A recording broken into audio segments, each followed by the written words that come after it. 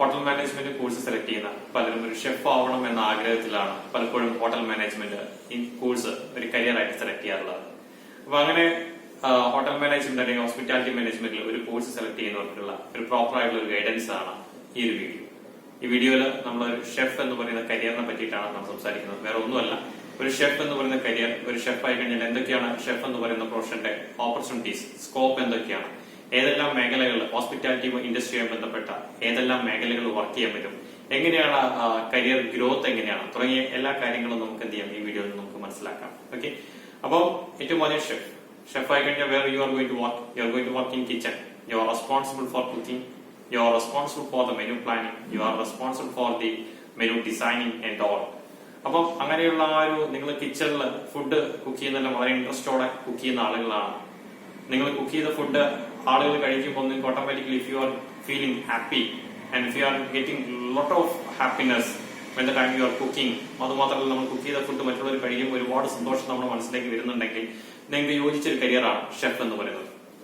അപ്പം what is the basic education required to become a chef? Normally ഒരു chef ആവണമെന്നുണ്ടെങ്കിൽ ഒരുപാട് കോഴ്സുകൾ ഇന്ന് ഹോട്ടൽ മാനേജ്മെന്റ് മേഖലകളിൽ ഒരുപാട് കോഴ്സുകൾ അവൈലബിൾ ആണ്. അതിൽ ഏറ്റവും ബെസ്റ്റ് കോഴ്സുകൾ എന്ന് പറഞ്ഞു കഴിഞ്ഞാൽ നിങ്ങൾക്ക് ഒരുപാട് വർഷം നിങ്ങൾക്ക് പഠിക്കാനില്ല എങ്കിൽ, കാരണം പെട്ടെന്നൊരു ജോലി വേണ്ട ആളുകളാണ്, നമുക്കൊരു പെട്ടെന്ന് ജോലിയിൽ കയറി പറ്റണം എന്നുള്ള ആളുകളാണെങ്കിൽ അങ്ങനെയുള്ള ആളുകൾക്ക് സെലക്ട് ചെയ്യാൻ പറ്റുന്ന കോഴ്സ് എന്ന് പറയുന്നത് ഒന്നുകിൽ ഡിപ്ലോമ കോഴ്സ് നിങ്ങൾക്ക് സെലക്ട് ചെയ്യാം, അതല്ലെങ്കിൽ സർട്ടിഫിക്കേഷൻ പ്രോഗ്രാം സെലക്ട് ചെയ്യാം. രണ്ടും ഏകദേശം സർട്ടിഫിക്കറ്റ് പ്രോഗ്രാം എന്ന് പറയുമ്പോൾ 1 ഇയറിന് അടുത്ത് ഒരു 6 months to 1 year വരുന്ന ഡ്യൂറേഷനും, ഡിപ്ലോമ എന്ന് പറയുമ്പോൾ 1 year above duration, 1 year and 2 year ഒക്കെ വരുന്ന ഡിപ്ലോമ പ്രോഗ്രാംസ് ഉണ്ട്. അപ്പൊ നോർമലി ഡിപ്ലോമ സെലക്ട് ചെയ്യുമ്പോൾ എപ്പോഴും നല്ലത് 2 yearലേക്ക് പോകാതെ 1 year ഡിപ്ലോമ എടുക്കുന്നതാണ്. കാരണം 2 year ഒക്കെ പഠിക്കാൻ നിങ്ങൾക്ക് സമയം ഉണ്ടെന്നുണ്ടെങ്കിൽ എന്തായാലും നിങ്ങൾ ഡിപ്ലോമ എടുക്കുന്നതിനേക്കാളും എപ്പോഴും നന്നാവുക ഒരു ഡിഗ്രി കോഴ്സ് സെലക്ട് ചെയ്യുന്നത്, hotel management degree course select ചെയ്യുന്നതൊക്കെ നന്നാവുക. അപ്പൊ ഡിപ്ലോമ സെലക്ട് ചെയ്യുമ്പോൾ നിങ്ങൾക്ക് ഒന്നെങ്കിൽ ഹോട്ടൽ മാനേജ്മെന്റ് ഡിപ്ലോമ സെലക്ട് ചെയ്യാം, അല്ലെങ്കിൽ പ്രൊഫഷണൽ കുക്കറിയിലും ഫുഡ് പ്രൊഡക്ഷനിലും ഇന്ന് ഡിപ്ലോമ കോഴ്സുകൾ അവൈലബിൾ ആണ്. അപ്പൊ ആ മേഖലയെ ബന്ധപ്പെട്ട ഒന്നുകിൽ ഡിപ്ലോമ ഇൻ ഹോട്ടൽ മാനേജ്മെന്റോ അല്ലെങ്കിൽ ഡിപ്ലോമ ഇൻ ഫുഡ് പ്രൊഡക്ഷനോ നിങ്ങൾക്ക് എന്ത് ചെയ്യാം സെലക്ട് ചെയ്യാം. അതാണ് കുറച്ചുകൂടി ഐഡിയൽ ആവുന്ന കോഴ്സ്. ഷോർട്ട് ടൈം ആണ് താല്പര്യമെങ്കിൽ. അതല്ല നിങ്ങൾക്ക് ഡിഗ്രിയാണ് എടുക്കാൻ താല്പര്യമെങ്കിൽ നിങ്ങൾക്ക് ഏറ്റവും അനുയോജ്യമായിട്ടുള്ള കോഴ്സുകൾ എന്ന് പറഞ്ഞു കഴിഞ്ഞാൽ ഒന്നെങ്കിൽ NCHM-CT അണ്ടറിലുള്ള, അതായത് IHM ഇന്ത്യയിലെ ലീഡിംഗ് ആയിട്ടുള്ള ഹോട്ടൽ മാനേജ്മെന്റ് ഇൻസ്റ്റിറ്റ്യൂട്ടിലായിട്ടുള്ള IHM നടത്തുന്ന BSc HA&HA എന്ന് പറഞ്ഞാൽ BSc hospitality and hotel administration എന്ന് പറയുന്ന 3 year ഡിഗ്രി കോഴ്സ് ഉണ്ട്. ആ കോഴ്സ് നിങ്ങൾക്ക് എടുക്കാം. അതിൽ അത്യാവശ്യം നല്ല രീതിയിലുള്ള പ്രാക്ടിക്കൽസും കാര്യങ്ങളെല്ലാം നിങ്ങൾക്ക് കിട്ടും. ആ കോഴ്സ് നിങ്ങൾക്ക് കംപ്ലീറ്റ് ചെയ്യാം. അതല്ലെങ്കിൽ ഡിഫറെന്റ് ആയിട്ടുള്ള ഒരുപാട് യൂണിവേഴ്സിറ്റികളുണ്ട്. ഇപ്പൊ കേരളത്തിന്റെ കാര്യം പറയുകയാണെങ്കിൽ കാലിക്കറ്റ് യൂണിവേഴ്സിറ്റി ഓഫ് കാലിക്കറ്റ്, അതുപോലെ MG യൂണിവേഴ്സിറ്റി, കേരള യൂണിവേഴ്സിറ്റി തുടങ്ങിയ എല്ലാ യൂണിവേഴ്സിറ്റികളുടെ അണ്ടറിലും ഉള്ള കോളേജുകളിൽ ഇന്ന് ഹോട്ടൽ മാനേജ്മെന്റ് ഡിഗ്രി പ്രോഗ്രാംസ് ഉണ്ട്. അതിലുള്ള ഒരു നല്ല പ്രോഗ്രാമാണ് BSc hotel management and catering science. അതുപോലെ BHM എന്ന് പറയുന്ന 4 വർഷത്തെ ഹോട്ടൽ മാനേജ്മെന്റ് ഡിഗ്രി കോഴ്സ് ഉണ്ട്. ഇങ്ങനെയുള്ള ഏതെങ്കിലും ഒരു കോഴ്സ് നിങ്ങൾക്ക് എന്ത് ചെയ്യാം സെലക്ട് ചെയ്യാവുന്നതാണ്. ആ കോഴ്സ് നിങ്ങൾ പഠിച്ചു കഴിഞ്ഞിട്ട് കോഴ്സ് നമ്മൾ എപ്പോഴാണോ പഠനം പൂർത്തീകരിക്കുന്നത്, നമ്മൾ പഠനമൊക്കെ എന്ത് ചെയ്തു, നമ്മൾ 3 വർഷത്തെ കോഴ്സോ 4 വർഷത്തെ കോഴ്സോ അല്ലെങ്കിൽ 1 year കോഴ്സോ ആയിക്കോട്ടെ, നമ്മൾ ആ കോഴ്സ് പൂർത്തീകരിച്ചു കഴിഞ്ഞു. ഇനി നമ്മൾ ഫീൽഡിലേക്ക് കയറാൻ പോവാണ്. നമ്മൾ ambition we want to become a chef. മാത്രമല്ല നമ്മുടെ കരിയർ ആണത്. അതിലെന്തെങ്കിലും ഷെഫ് എന്ന് പറയുന്ന ഒരുപാട് കരിയർ ഗ്രോത്ത് ഓപ്പർച്യൂണിറ്റീസ് ഒക്കെ ഉണ്ട്. നമുക്ക് എവിടെയൊക്കെ വർക്ക് ചെയ്യാൻ പറ്റും? നിങ്ങൾക്ക് വർക്ക് ചെയ്യാൻ പറ്റുന്ന ഇൻഡസ്ട്രി എന്ന് പറഞ്ഞു കഴിഞ്ഞാൽ ഷെഫ് ആണെങ്കിൽ ഷെഫിനെ സംബന്ധിച്ചുള്ള ഓപ്പർച്യൂണിറ്റീസ് ഉള്ളത് കൊമേഴ്സ്യൽ കാറ്ററിംഗ് എസ്റ്റാബ്ലിഷ്മെന്റ്സിലാണ് ഏറ്റവും കൂടുതൽ ഓപ്പർച്യൂണിറ്റീസ് ഉള്ളതും. മാത്രമല്ല നല്ലൊരു ഇൻകം പ്രതീക്ഷിക്കാൻ പറ്റുന്നതും കൊമേഴ്സ്യൽ കാറ്ററിംഗ് എസ്റ്റാബ്ലിഷ്മെന്റ്സിലാണ്. ഏതൊക്കെയാണ് കൊമേഴ്സ്യൽ കാറ്ററിംഗ് എസ്റ്റാബ്ലിഷ്മെന്റ്സ് എന്ന് നമുക്ക് നോക്കാം. അത് നോർമലായിട്ട് പറയുകയാണെങ്കിൽ ഹോട്ടൽസ് ഉണ്ട്, റെസ്റ്റോറൻറ്റ്സ് ഉണ്ട്, ക്രൂസ് ലൈൻസ്, അതുപോലെ തന്നെ airlines, airports and airlines industry, അതുപോലെ ഇൻഡസ്ട്രിയൽ കാന്റീൻസ് ഉണ്ടായിരിക്കാം. ഓക്കെ, അങ്ങനെ വരുന്ന ഒരുപാട് കൊമേഴ്സ്യൽ കാറ്ററിംഗിന്റെ ഭാഗമായിട്ട് വരുന്ന ഡിഫറെന്റ് കാറ്ററിംഗ് എസ്റ്റാബ്ലിഷ്മെന്റ്സ് നമുക്ക് ഓപ്പർച്യൂണിറ്റീസ് ഉണ്ട്. ഓക്കെ, ഇനിയാണ് നിങ്ങൾ ശ്രദ്ധിക്കേണ്ട ഏറ്റവും പ്രധാനപ്പെട്ട കാര്യം. കാരണം നിങ്ങളുടെ കോഴ്സ് നിങ്ങൾക്ക് വേണ്ട ബേസിക് ആയിട്ടുള്ള എഡ്യൂക്കേഷൻ നിങ്ങൾ നേടിക്കഴിഞ്ഞു. ബേസിക് എഡ്യൂക്കേഷൻ എന്ന് പറയുമ്പോൾ പലപ്പോഴും നമുക്ക് ഹോട്ടൽ മാനേജ്മെന്റ് കോളേജുകളിൽ നിന്നൊക്കെ കിട്ടുന്നത് ഒരു പ്രോപ്പർ ആയിട്ടുള്ള പ്ലാറ്റ്ഫോം ആണ് നിങ്ങൾക്ക് കിട്ടുക. നിങ്ങൾക്ക് കിട്ടുന്ന പ്ലാറ്റ്ഫോം ആണ് ഒരു ഷെഫ് എന്ന് പറയുന്ന കരിയറിലേക്ക് നിങ്ങൾ ഡെവലപ്പ് ചെയ്ത് കൊണ്ടുപോകാൻ വേണ്ട ഒരു അടിത്തറയ്ക്ക് വേണ്ട ബേസിക് നോളജസ് ആയിരിക്കും നിങ്ങൾക്ക് ഹോട്ടൽ മാനേജ്മെന്റ് കോളേജസ് നമുക്ക് കിട്ടാൻ പോകുന്നത്. അപ്പൊ അതിന്റെ മുകളിൽ ബാക്കി ഇനി കരിയർ ഡെവലപ്പ് ചെയ്യേണ്ടത് നിങ്ങളാണ്. പലപ്പോഴും ഒരുപാട് പേര് ഹോട്ടൽ മാനേജ്മെന്റ് ഡിഗ്രിയും ഡിപ്ലോമയൊക്കെ കഴിയുന്നുണ്ട്. പലരും ചില ആളുകൾ ഷെഫ് ആവുന്ന ആഗ്രഹത്തിൽ വരും. പലപ്പോഴും ചില ആളുകൾ കോഴ്സ് കഴിഞ്ഞു കഴിഞ്ഞാൽ കരിയർ പകുതി വെച്ച് നിർത്തും. ചില ആളുകൾ വേറെ മേഖലയിലേക്ക് പോകും. ഓക്കെ, അതൊന്നുമല്ല. നിങ്ങൾ അംബിഷൻ പകുതി വഴി വെച്ച് നിർത്താതെ മുന്നോട്ട് പോകാൻ തയ്യാറാണെങ്കിൽ ഈ ഞാൻ പറയുന്ന ഗൈഡൻസ് പ്രോപ്പർ ആയിട്ട് എന്ത് ചെയ്യാൻ ശ്രദ്ധിക്കാം. ഓക്കെ, അപ്പം ഏറ്റവും ആദ്യം ചെയ്യേണ്ടത് good placement. Hotel management diploma കഴിഞ്ഞു കഴിഞ്ഞാൽ നോർമലി അല്ലെങ്കിൽ ഡിഗ്രി കഴിഞ്ഞു കഴിഞ്ഞാൽ നിങ്ങളെ സംബന്ധിച്ചുള്ള 3 ഓപ്പർച്യൂണിറ്റീസ് ആണ് വരാൻ പോകുന്നത്. ആ ഓപ്പർച്യൂണിറ്റീസ് എന്തൊക്കെയാണ്? Either you can join as ഒരു മാനേജ്മെന്റ് ട്രെയിനി ആയിട്ട്, അതല്ലെങ്കിൽ ഒരു സൂപ്പർവൈസറി ട്രെയിനി ആയിട്ട്, അതല്ലെങ്കിൽ എന്ത് ചെയ്യുക ഓപ്പറേഷൻ ട്രെയിനി ആയിട്ട് നിങ്ങൾക്ക് എന്ത് ചെയ്യാം ഹോട്ടലുകളിൽ നിങ്ങൾക്ക് ജോയിൻ ചെയ്യാം. അപ്പൊ നിങ്ങൾ ഫുഡ് പ്രൊഡക്ഷൻ ആണ്, നിങ്ങൾക്ക് ഷെഫ് ആവാനാണ് നിങ്ങൾ ആഗ്രഹമെങ്കിൽ നിങ്ങൾ സെലക്ട് ചെയ്യേണ്ട ഡിപ്പാർട്ട്മെന്റ് എന്ന് പറയുന്നത് ഫുഡ് പ്രൊഡക്ഷൻ ഡിപ്പാർട്ട്മെന്റ് ആണ്. ഹോട്ടലുകളിലാണെങ്കിലും ഹോട്ടൽസിലും റെസ്റ്റോറൻറ്റ്സിലും അതുപോലെ തന്നെ എയർലൈൻസ് ഇൻഡസ്ട്രിയിലും എയർലൈൻ കാറ്ററിംഗ് യൂണിറ്റുകളിലും അതുപോലെ ക്രൂസിലും ഒക്കെ ഫുഡ് പ്രൊഡക്ഷൻ ഡിപ്പാർട്ട്മെന്റ്സ് ഉണ്ട്. ഫുഡ് പ്രൊഡക്ഷൻ ഡിപ്പാർട്ട്മെന്റിലാണ് നിങ്ങൾ ജോയിൻ ചെയ്യേണ്ടത്.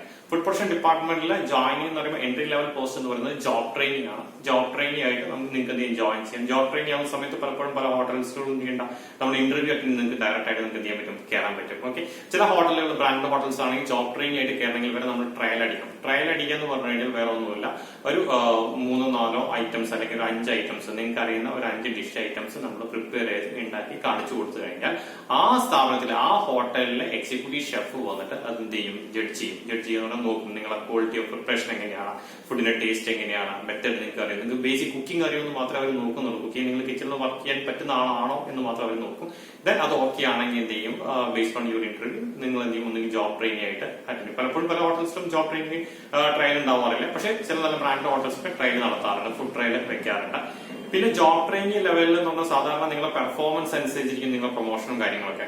നോർമലി 3 months നല്ല പെർഫോമൻസ് ഉണ്ട്. നിങ്ങൾ ഡെഡിക്കേറ്റും ഡിസിപ്ലിനും, ഡെഡിക്കേഷനും ഡിസിപ്ലിൻ എന്ന് പറയുന്നത് ഒരു ഷെഫ് ആവേണ്ട ഒരാൾക്ക് മിനിമം വേണ്ട ക്വാളിഫിക്കേഷൻസ് ആണ്. നമുക്ക് എന്തൊക്കെ എഡ്യൂക്കേഷൻ ക്വാളിഫിക്കേഷൻ ഉണ്ടായിക്കോട്ടെ, നിങ്ങൾ എത്രത്തോളം ഈ പ്രൊഫഷണൽ ഇൻട്രസ്റ്റും നിങ്ങൾ സ്കിൽഡും ആയിക്കോട്ടെ, നിങ്ങൾ ഡെഡിക്കേറ്റഡ് അല്ല, നിങ്ങൾ അതുപോലെ തന്നെ എന്താണ് നിങ്ങൾ ഡിസിപ്ലിൻഡും അല്ലെങ്കിൽ നമുക്ക് ഉയരങ്ങളിലേക്ക് എത്താൻ പറ്റില്ല.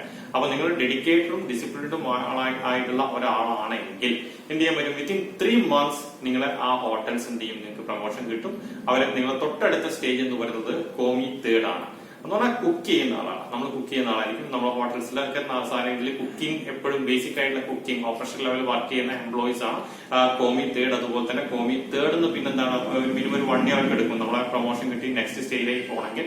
കോമി 2nd എന്ന് പറയുന്ന സ്റ്റേജ് ഉണ്ട്.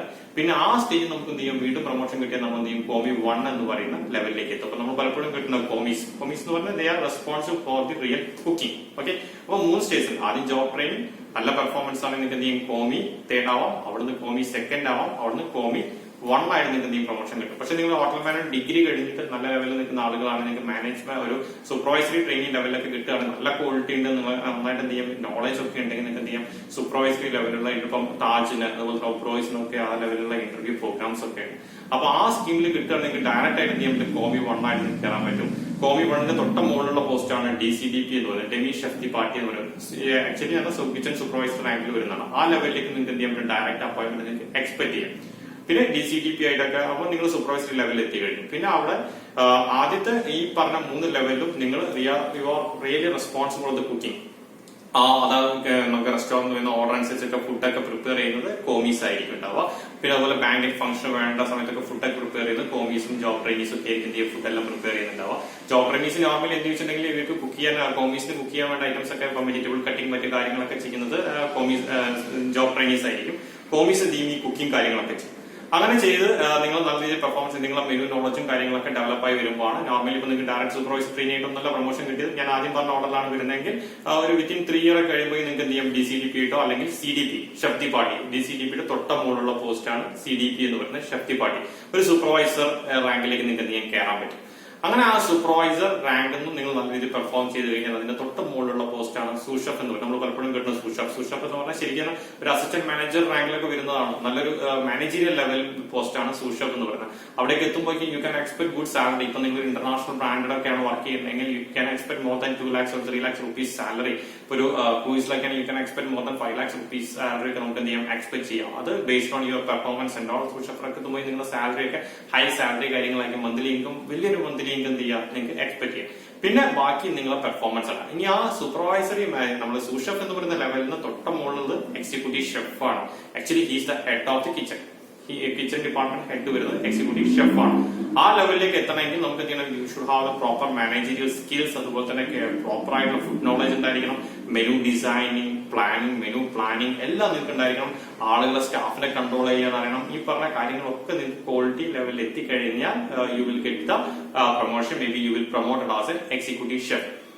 ഇനി നമ്മൾ പലപ്പോഴും ഹോട്ടൽ മാനേജ്മെന്റ് പഠിക്കുന്ന സമയത്ത് നമ്മൾ കുക്കിംഗ് ആണ് നമുക്ക് ഇൻട്രസ്റ്റ്. പക്ഷെ ഈ മേഖലയിലേക്ക് വന്നാലാണ് നമ്മൾ തിരിച്ചറിയാൻ പോകുന്നത് ഒരുപാട് സെക്ഷൻസ് ഉണ്ട്. ഇപ്പൊ അതിൽ നല്ല അപ്പം വേൾഡ് വൈഡ് ആയിട്ട് പോകുന്ന വീട്ടിലെ ഏത് ഹോട്ടൽസിനും ഇപ്പൊ വീട്ടിലെ എല്ലാ ഹോട്ടൽസിലുള്ള ഒരു കുസീൻ എന്ന് പറയുന്നതാണ് കോണ്ടിനെന്റൽ കുസീൻ. കുസീൻ എന്ന് പറഞ്ഞാൽ വേറെ ഒന്നുമല്ല, style of preparation, style of കുക്കിങ്ങിനാണ് നമ്മൾ കുസീൻ എന്ന് പറയുന്നത്. ഇന്ത്യൻ സ്റ്റൈലിൽ ഫുഡ് നമ്മൾ ഉണ്ടാക്കുന്നതിന് നമ്മൾ ഇന്ത്യൻ കുസീൻ എന്ന് പറയും.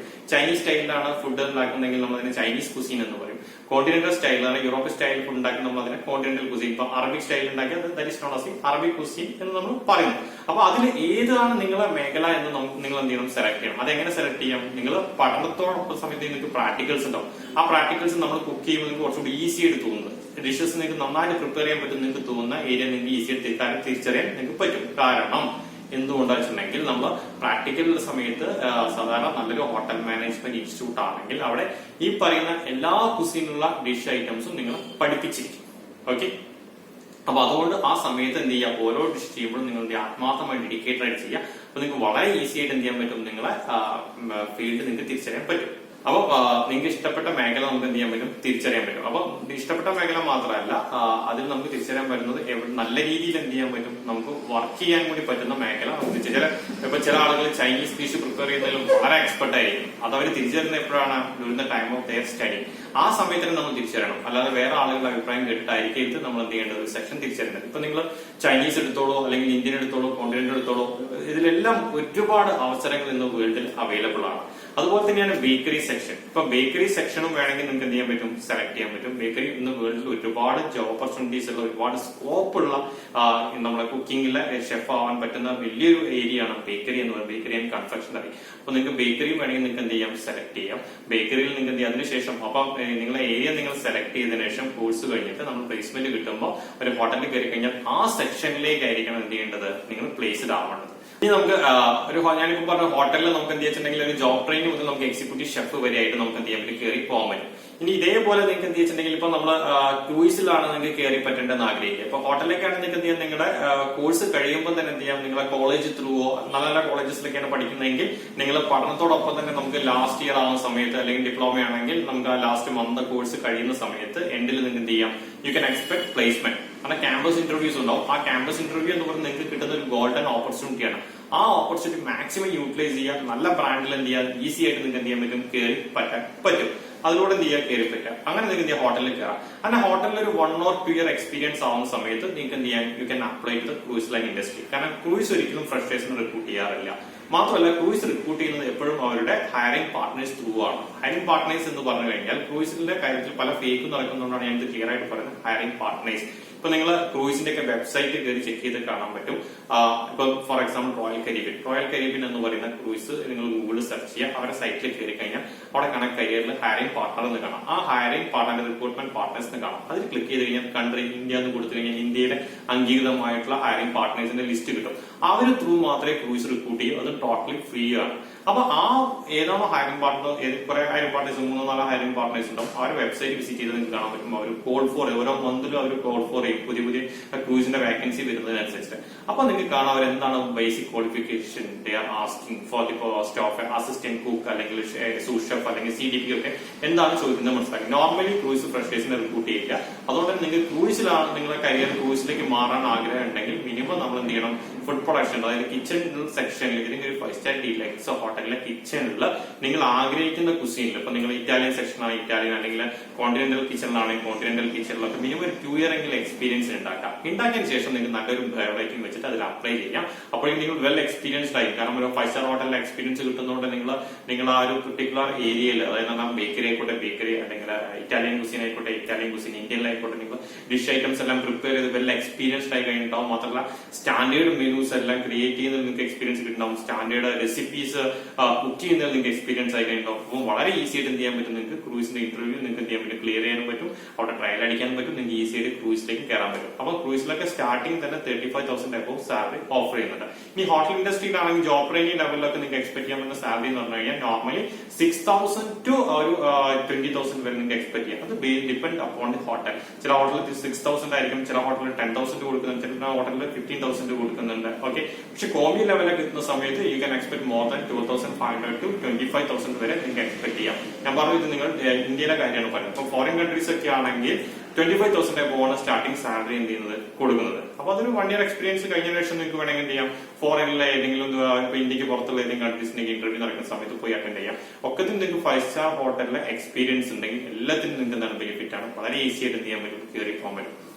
പിന്നെ ഈ കരിയർ വളരെ ഇൻട്രസ്റ്റിംഗ് ആയിട്ടുള്ള കരിയറാണ്. കാരണം നിങ്ങൾ ആലോചിച്ച് നോക്കും, നമ്മൾ ഉണ്ടാക്കുന്ന ഫുഡ് ഐറ്റംസ് ബാക്കിയുള്ളവർ കഴിക്കുന്നു, അവർ എന്ത് ചെയ്യുന്നു, ഹാപ്പി ആയി കഴിഞ്ഞാൽ ഓട്ടോമാറ്റിക്കലി റിസൾട്ട് നമുക്ക് അപ്പം കിട്ടുകയാണ്. നമ്മൾ തന്നെ എന്ത് ചെയ്യും, ഓട്ടോമാറ്റിക്കലി നമ്മൾ ചെയ്ത വർക്ക് ഹാപ്പി ആയിട്ട് ഒരു കസ്റ്റമർ വന്ന് ഫീഡ്ബാക്ക് കിട്ടും, ഓട്ടോമാറ്റിക്കലി നമ്മൾ എന്ത് ചെയ്യും, സാറ്റിസ്ഫൈഡ് ആയിട്ട് മാറും. നമ്മളൊരു എക്സാം എഴുതി കഴിഞ്ഞാൽ റിസൾട്ട് വരുന്ന സമയത്ത് നമ്മൾ ജയിച്ചു കഴിഞ്ഞാൽ നമ്മൾ ഹാപ്പി ആവാറില്ലേ?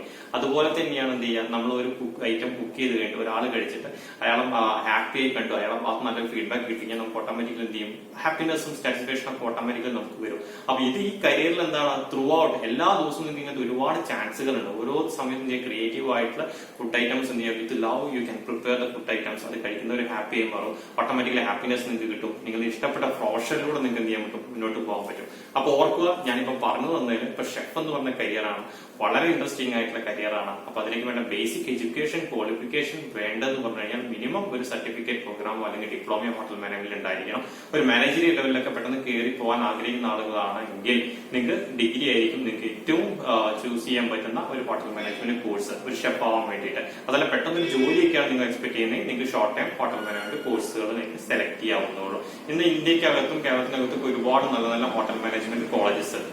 അത് തിരിച്ചറിഞ്ഞിട്ട് എന്ത് ചെയ്യാം, അവിടെ അഡ്മിഷൻ എടുക്കാം. അതാണ് ഏറ്റവും ഇമ്പോർട്ടന്റ്. Okay, thank you.